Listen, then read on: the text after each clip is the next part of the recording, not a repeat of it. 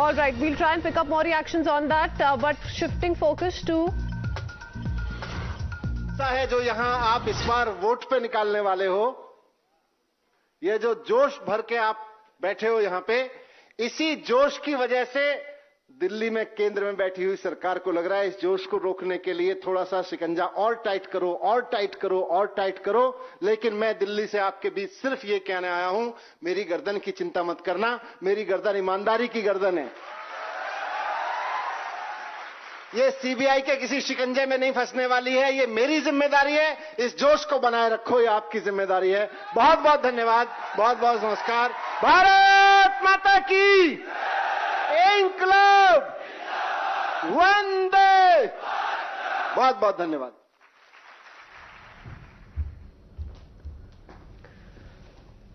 All right, so there Manish Sisodia, Deputy Chief Minister of the National Capital, going ahead with yet another address. But the big question that remains is, and all through the day we've seen press conference one after the other, both by the BJP and more so by the Aam Aadmi Party. They started this morning by talking about a stint back in 2014, which they said was just the trailer, and they said that very soon they're going to be revealing more details, putting out proof on the sensational bribe charge that they've leveled against the BJP, on how the BJP, as per the Aam Aadmi Party, tried to win over Manish Sisodia by offering him a certain amount. Not just that, also as per the Aam Aadmi Party, Manish Sisodia was told that he will be the Chief Minister candidate for the BJP in the upcoming elections if he decides to ditch the Aam Aadmi Party for the BJP. That's the allegation coming in from the Aam Aadmi Party, but interestingly, no proof that has been put out so far by the AAP. Let me go across to Nyamika joining us with more details. Nyamika, we see how both Arvind Kejriwal and Manish Sisodia, though have been going on with their Gujarat visit, have been making several promises, have been talking about the Aam Aadmi Party's vision of Bharat number one, but nothing that has come out on record, nothing that with regards to the proof that the Aam Aadmi Party has put out when they talk about the sensational bribe charge that they've leveled against the BJP.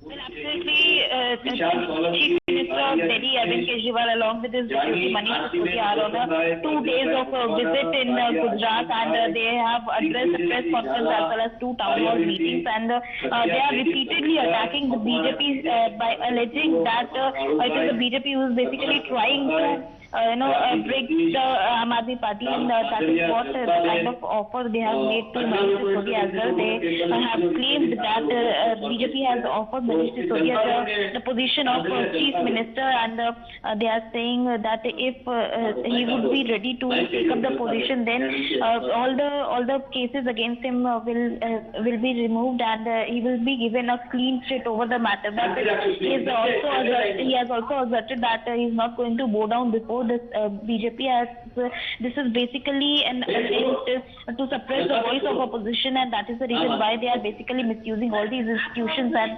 today as well, during the town hall meeting, Manish Sisodia has mentioned that due to the rise of enthusiasm amid the people of Gujarat, the BJP is basically feeling insecure that they are not going to come to power in Gujarat once again, and that is the reason why they are using all these tactics against the Aam Aadmi Party.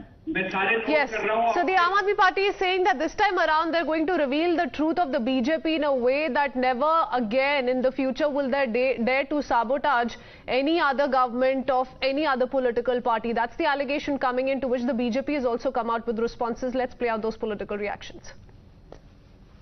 एक षड्यंत्र शुरू होता है Bharatiya Janata party के केंद्रीय मुख्यालय से, वो षड्यंत्र शुरू होता है और उस षड्यंत्र का नाम है ऑपरेशन लोटस। जनता सरकारें चुनती है और भारतीय जनता पार्टी सरकारें गिराती है।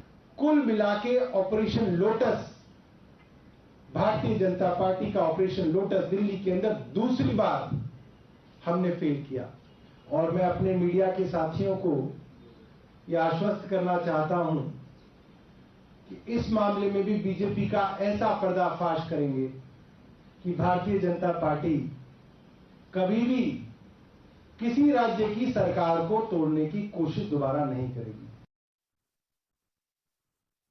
Indo spirit beverages private limited है, Indo spirit distribution private limited है, और Indo spirit distribution private limited messrs Khao Gali restaurant private limited के साथ संबंधित है। यहां पर भी वही कंपनी उत्पादक है और वही शेयर होल्डर है। और यह भारतीय जनता पार्टी का आरोप नहीं है, यह एक तथ्य है जो आबकारी विभाग ने 10 महीने पहले दिल्ली सरकार से पूछा, तो अब दिल्ली सरकार यह कह के बचाव नहीं कर सकती कि हमारी जानकारी में नहीं था, हम जांच कराएंगे। इससे बिल्कुल साफ हो जाता है कि इन लोगों ने आबकारी नीति में जानकारी में आने के बाद पूरी तरीके से उद्देश्य के साथ बात की है।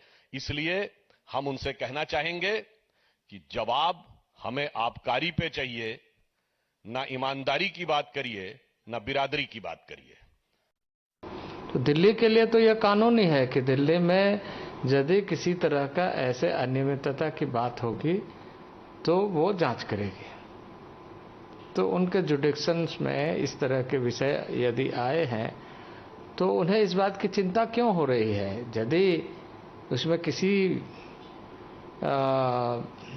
इस तरह की बातें नहीं है तो फिर उन्हें चुपचाप जांच करने देना चाहिए। पहली बार ये देखने में मिल रहा है देश के अंदर कि वही आबकारी मंत्री, वही शराब मंत्री और वही शिक्षा मंत्री है, और इसीलिए नई आबकारी नीति बनाई है। नई आबकारी नीति नहीं, ये दिल्ली के लिए पाबकारी नीति हो गई है। दिल्ली की सिसोदिया और केजरीवाल जी जवाब दें, उनके पास जवाब नहीं आ रहा अभी तक कि आखिर वो चुप क्यों है। अगर उन्होंने इतनी अच्छी शराब नीति बनाई है तो वापस क्यों ली? वो चुप क्यों है कि इस बात का जवाब क्यों नहीं दे पा रहे कि दिल्ली में शराब माफिया के 144 करोड़ रुपया माफ किया, 30 करोड़ रुपया उनका वापस किया? इस बात का जवाब नहीं है। नई पीढ़ी के लोग जितने लोग भी हैं, उनके माँ बाप से भी मैं अपील करना चाहता हूं कि अपने बच्चों को अगर बचाना है तो निश्चित तरीके से ये जो शराब नीति यहाँ पर लागू की गई है उसका विरोध करना होगा। और जो लोग शराब को, नशे को बढ़ावा देने का काम कर रहे हैं, उनकी खिलाफत करनी होगी। और ऐसी राजनीति और ऐसी नेतागिरी से लोगों को छुटकारा पाने की ज़रूरत है। रही घोटाले की बात, तो वो अब ईडी जांच कर रही, सीबीआई जांच कर रही, जो चीज़ें मिलेंगी उसको सामने आएगा।